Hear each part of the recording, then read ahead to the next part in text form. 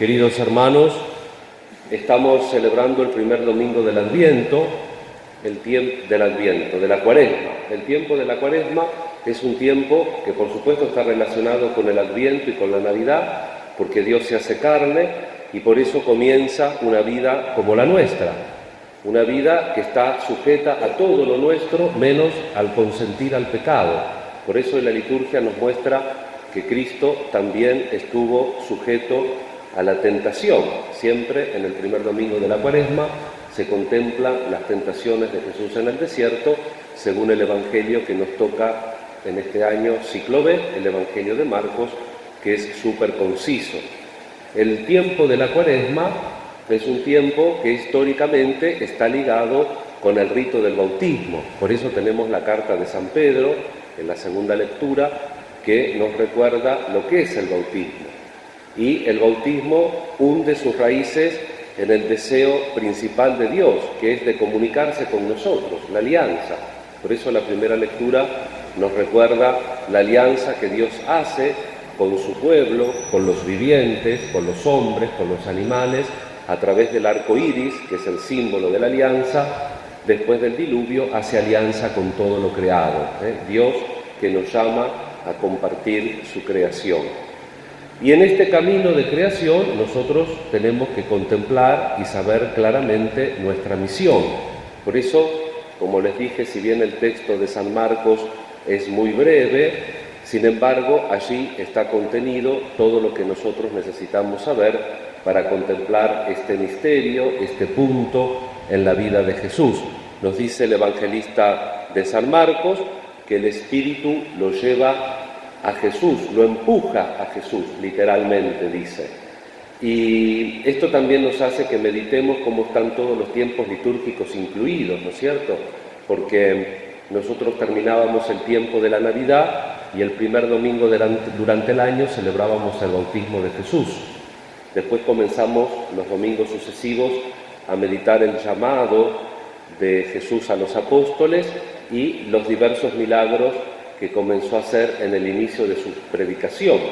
Pero entre el bautismo y el inicio de su predicación está el misterio que hoy contemplamos, el desierto de Jesús. Jesús que se va 40 días al desierto, no por voluntad propia, sino empujado por el Espíritu. ¿Y qué le pasa en el desierto? También, muy sucintamente, dice el evangelista San Marcos, vivía entre las fieras y los ángeles le servían. Todo un símbolo. 40 años del desierto fueron los que vivieron en el pueblo de Israel para llegar a la tierra prometida. 40 años fue la dominación filistea. 40 días estuvo Moisés para recibir las tablas de la ley en la montaña santa.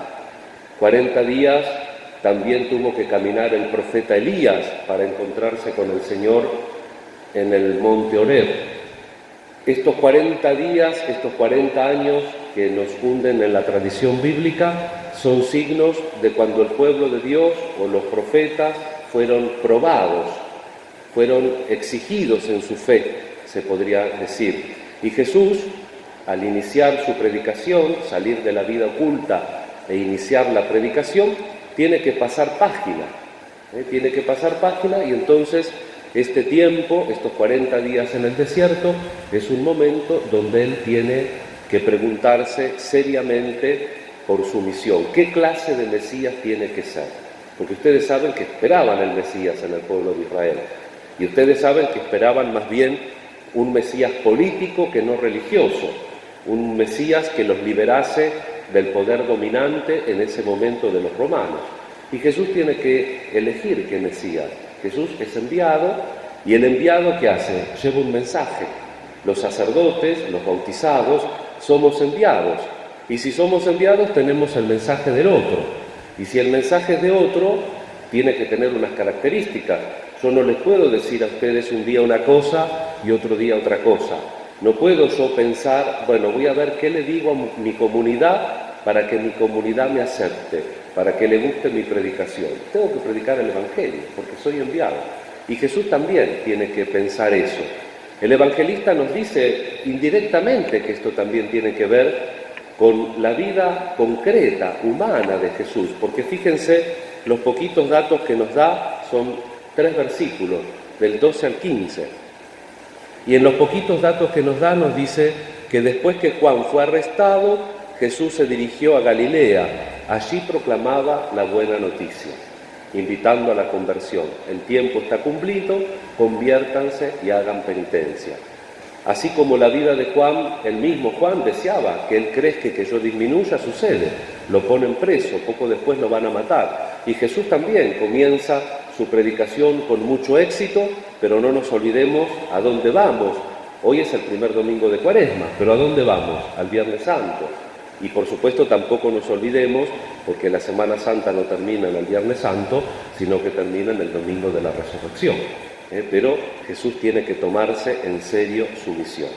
Y en el desierto, acompañado entre fieras y los ángeles que le sirven, tiene que hacer su opción, tiene que afirmarse en la fidelidad al Padre. Dicen los estudiosos de la Biblia que las fieras significan la lucha, simbolizan, así como los 40 días y los 40 años tienen un símbolo, las fieras simbolizan a aquellos que se oponen a Cristo, los que de alguna manera prefieren el mal, los fariseos, los saduceos, los herodianos, todas las facciones del pueblo que se van a oponer de Cristo. Y el Evangelio de Marcos es muy realista. Enseguida nos cuenta, ya en el capítulo 3 de su Evangelio, que todas estas facciones se ponen de acuerdo para liquidar a Jesús. Cuando ven que la predicación de Jesús va arraigando en el pueblo, que habla con autoridad, que hace signos, ellos se ponen de acuerdo para sacárselo de encima. Ustedes, como muchas veces lo digo, pero es bueno siempre que lo recordemos, la liturgia nos hace caminar a través de toda la revelación, y cada revelación, si bien revela lo mismo, porque es lo que Dios quiere comunicar a su pueblo, tiene las características propias de cada escritor sagrado.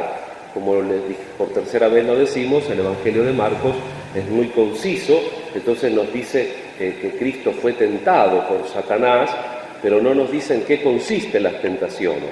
Como eso ya lo hemos meditado años anteriores, o lo meditaremos el próximo año, con los otros evangelistas sinópticos, sencillamente vayamos al contenido de esas tentaciones, que hoy lo quiero compartir con ustedes en 2 párrafos del libro Jesús de Nazaret, del Papa Emérito, de Benedicto XVI. Y él dice así, en la primera parte del capítulo 2 de este libro de Jesús de Nazaret: Mateo y Lucas hablan de 3 tentaciones de Jesús, en las que se refleja su lucha interior por cumplir su misión. Pero al mismo tiempo surge la pregunta sobre qué es lo que cuenta verdaderamente en la vida humana.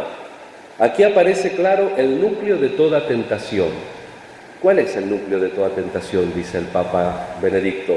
Apartar a Dios ante todo lo que parece más urgente en nuestra vida. Pasar a ser algo secundario. Esa es la tentación más profunda. Que Dios sea secundario, que Dios no sea lo primero. O incluso, dice más el Papa Emérito, superfluo o molesto. Poner orden en nuestro mundo por nosotros solos, sin Dios, contando únicamente con nuestras propias capacidades, reconocer como verdaderas solo las realidades políticas y materiales y dejar a Dios de lado como algo ilusorio. Esta es la tentación que nos amenaza de muchas maneras. Es propio de la tentación adoptar una apariencia moral. No nos invita a la tentación directamente a hacer el mal, eso sería muy burdo. Finge mostrarnos lo mejor, abandonar por fin lo ilusorio y emplear eficazmente nuestras fuerzas en mejorar el mundo.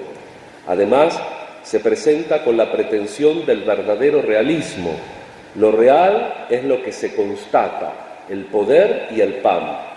Ante ello, las cosas de Dios aparecen irreales, un mundo secundario que realmente no se necesita. La cuestión es Dios. ¿Es verdad o no que Él es real? Que Dios es la realidad misma. ¿Es Él mismo el bueno o debemos inventar nosotros mismos lo que es bueno? La cuestión de Dios es el interrogante fundamental que nos pone ante la encrucijada de la existencia humana. ¿Qué debe hacer el Salvador del mundo o qué no debe hacer? Esta es la cuestión de fondo en las tentaciones de Jesús. Sucumbe al hambre, le dice el demonio, mirá las piedras, tenés hambre, hacelas pan, dice Jesús. No solo de pan vive el hombre. Y después lo lleva al templo, dice, tirate, porque Dios dijo que tu pie no tropezará con la roca, Él enviará a los ángeles. Y Él dice que no hay que tentar a Dios. Y luego, otra vez, le muestra a todas las ciudades el poder, ¿no? Le muestra a todas las ciudades y el diablo le dice, si te postrás y me adorás, todo esto es tuyo, y adorarás al Señor tu Dios, va de retro Satanás, con la misma palabra de Dios, el diablo tienta, con la misma palabra de Dios, Jesús vence la tentación, no sucumbe a la apariencia de lo que cuenta, pan y poder, Cristo no va atrás de lo material, sino que Cristo va atrás de lo que le da vida al hombre y que en definitiva es lo más real y que es la vida de Dios que hizo la creación. Por eso Jesús tiene que decidir su misión y tiene que pasar página. ¿Vieron como en los libros que a veces entre un capítulo y otro hay una página en blanco? Bueno, esa página es el desierto. Y a veces en nuestra propia vida también tenemos que pasar página, tenemos que continuar el camino. Y a veces tenemos desierto, porque es un desierto en donde hay fieras, las fieras que a veces están dentro nuestro, que a veces son los que nos rodean y que tenemos que luchar con esas fieras. Y a veces tenemos los ángeles de Dios, los ángeles de Dios que simbolizan a aquellos que acompañan a Jesús hasta el Calvario y que nos aconsejan y que buscan el bien para nosotros, para que decididamente nosotros pasemos página y continuemos el camino. Dice Jesús en el Evangelio, metanoiete kai pisteuete en to evangelio, en griego. Metanoiete quiere decir metanoia, conversión. Nosotros tenemos en castellano conversión desde el latín, que quiere decir darse vuelta. Voy para un lado, corrijo el camino y voy. Es muy válido para lo que se quiere decir. Pero el étimo, la etimología en griego, metanoia, quiere decir algo más abstracto, pero no menos real. Cambiar de mentalidad. Metanoia, que se traduce al castellano por conversión, etimológicamente en griego quiere decir cambiar de mentalidad. ¿Qué mentalidad tenemos? Y otra vez volvemos siempre a lo mismo. Y con esto termino. ¿Cuál es el centro de mi vida? ¿Dios es el centro de mi vida? ¿Jesús es el centro de mi vida?